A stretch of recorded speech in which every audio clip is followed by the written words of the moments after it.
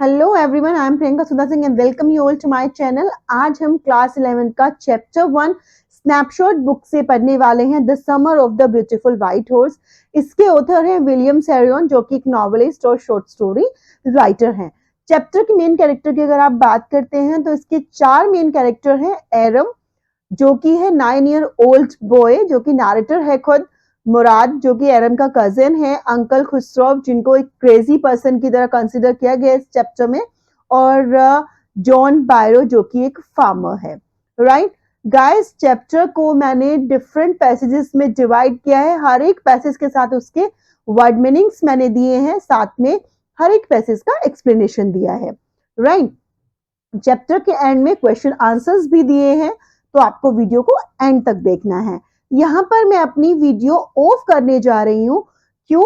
जिससे कि जब आप चैप्टर के नोट्स की जो स्लाइड है जब वो आपके सामने चलेगी, तो मेरी फोटो के पीछे का जो पार्ट है वो हाइड नहीं होगा और आप इजीली उसको समझ पाएंगे, अंडरस्टैंड कर पाएंगे।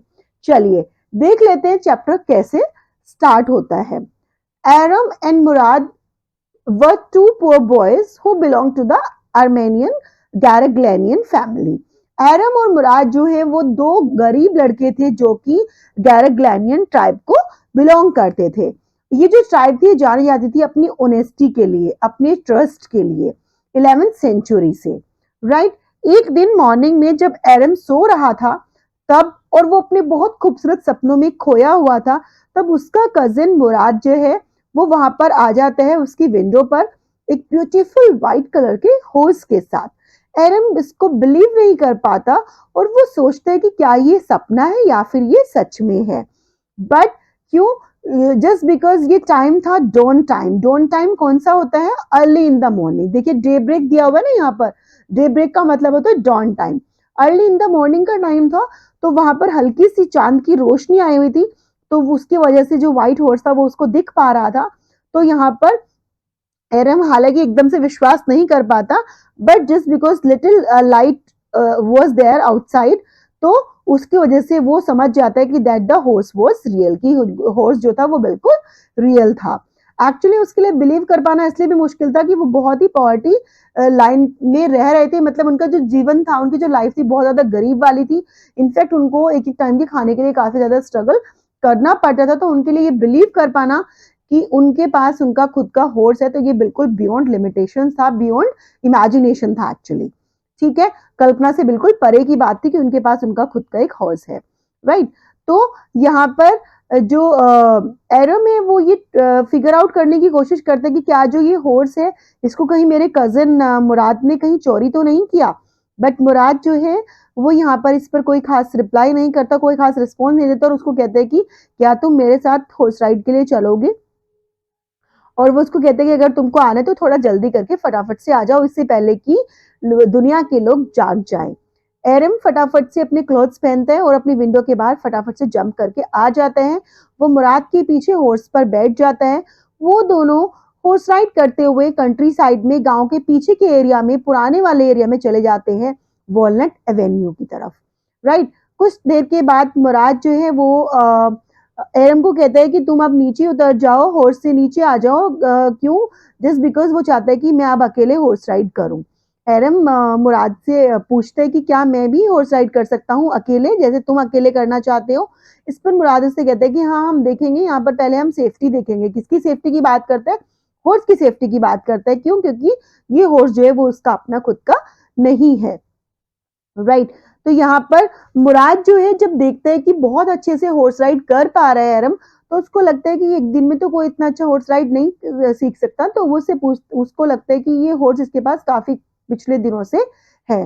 तो यहाँ पर बात करने के बाद उसको समझ में आता है कि उसके पास ये हॉर्स जो है वो पिछले 1 महीने से है, और ये हर मॉर्निंग इसके साथ हॉर्स राइड करने जाता है।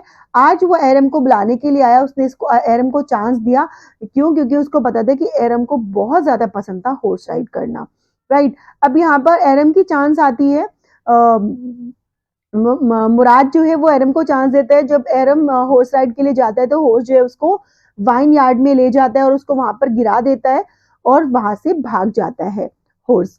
ठीक है, दोनों मिलकर बहुत देर तक ढूंढते हैं। लगभग हाफ एन आवर के बाद उन दोनों को किसी तरह से हॉर्स मिल जाता है, और अब वो उस हॉर्स को कहाँ छिपा देते हैं, राइट। अब वो दोनों मिलकर हॉर्स को छिपा देते हैं और यहाँ पर जो नैरेटर है बताता है कि मुराद के पास हर एक प्रॉब्लम का कोई ना कोई सोल्यूशन होता था।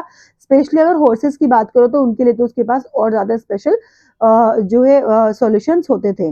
वो जानता था बहुत अच्छे से मुराद की इंसानों को या फिर एनिमल्स को कैसे हैंडल करना है, मतलब उसको बहुत अच्छे से हैंडलिंग आती थी। एवरी मॉर्निंग लगभग 2-3 वीक्स तक वो दोनों हॉर्स राइड के लिए जाते रहे और पहले वो हॉर्स राइड करते थे और फिर वो उसको वहीं पर छिपा देते थे।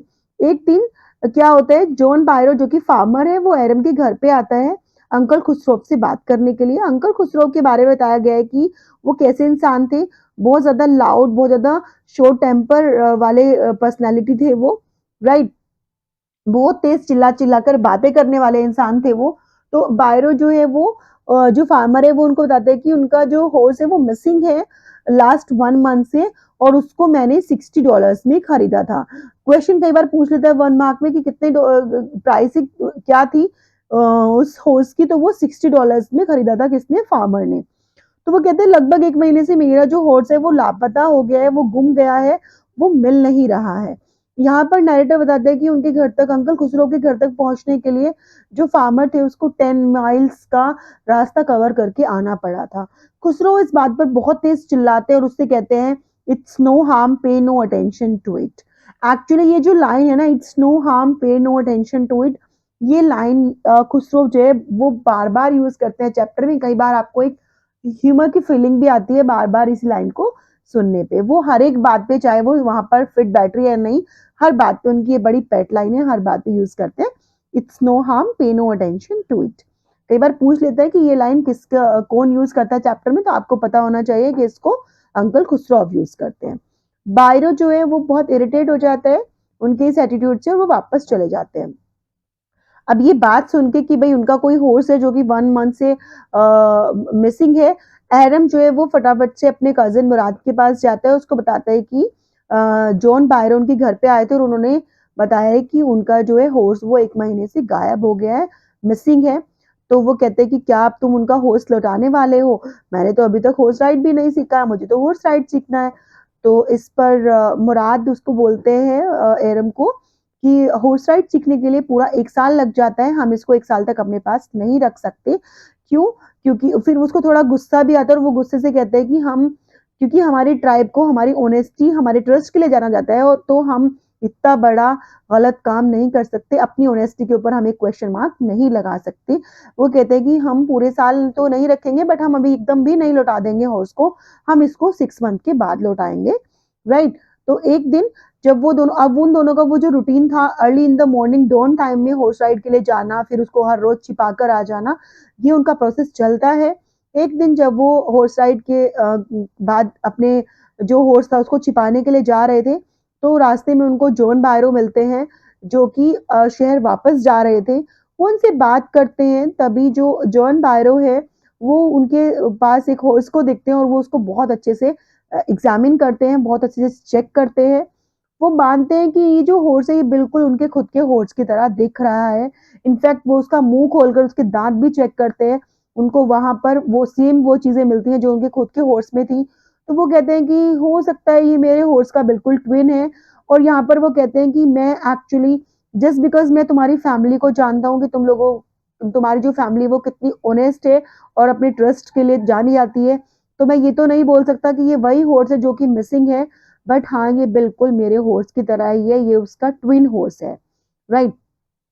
अब यहाँ पर मुराद जो है वो मैनेज करता है ब्यूरो को ये विश्वास दिलाने के लिए कि ये उसका हॉर्स नहीं है, ये उसका, बल्कि उनका खुद का हॉर्स है, ये उससे अलग है, राइट। तो जब उनको ये विश्वास हो जाता है तो जो फार्मर है वो आगे अपने रास्ते पे चला जाता है। नेक्स्ट मॉर्निंग वो दोनों जो है मुराद और एरम दोनों क्या करते हैं, हॉर्स को वापस उस फार्मर के वाइन यार्ड में ले जाते हैं और वहां पर वो उसको बांध कर आ जाते हैं। जब वो ऐसा करते हैं कुछ लोग उनको फॉलो करते हैं क्वाइटली, राइट। और फिर जब वो उसको वहां पर, जब एरम और मुराद उस हॉर्स को वहां पर छोड़कर आते हैं तो वो उसको जो मुराद है वो उसको हग करता है, मतलब वो उसके ऊपर हाथ फेरता है, उसको एक लगाव हो गया था, उसके साथ काफी दिन से रह रहा था, राइट। तो अब क्या होता है, वो उसको उसकी प्लेस पर छोड़कर आ जाते हैं। सेम आफ्टरनून में जॉन बायरो जो है वो आते हैं उनके घर पर, और वो बताते हैं उनकी मदर को कि मेरा हॉर्स जो है वो वापस मिल गया है। वो बहुत खुश हैं इस बात पर कि उनका हॉर्स वापस मिल गया है। इनफैक्ट वो बहुत सरप्राइज्ड हैं कि उनका जो हॉर्स है वो पहले से बेटर कंडीशन में मिला है, पहले से ज्यादा स्ट्रोंगर हो गया है, पहले से अच्छी, इसका मतलब उसकी अच्छे से देखभाल की गई है। अब अगेन अंकल खुसरो, क्योंकि मैंने बताया एक क्रेजी पर्सन है, तो वो इस बात पर बहुत तेज चिल्लाते हैं, बहुत तेज, और वो फिर से कहते हैं कि ठीक है मैन, ठीक है, क्वाइट मैन, क्वाइट, तुम्हारा हॉर्स मिल गया है ना, पे नो अटेंशन टू इट, इस पर ज्यादा अटेंशन देने की तुमको जरूरत नहीं है, राइट। अब देखिए गाइस, यहाँ पर हर एक जो पैसेज है उसके साथ मैंने वर्ड मीनिंग्स दिए हैं, साथ में एक्सप्लेनेशन दिया है, ठीक है। यहाँ पर चैप्टर होता है ओवर, इसके क्वेश्चन आंसर्स मैंने यहाँ भी दिए हैं, इसके अलावा डिस्क्रिप्शन बॉक्स में भी आप इसका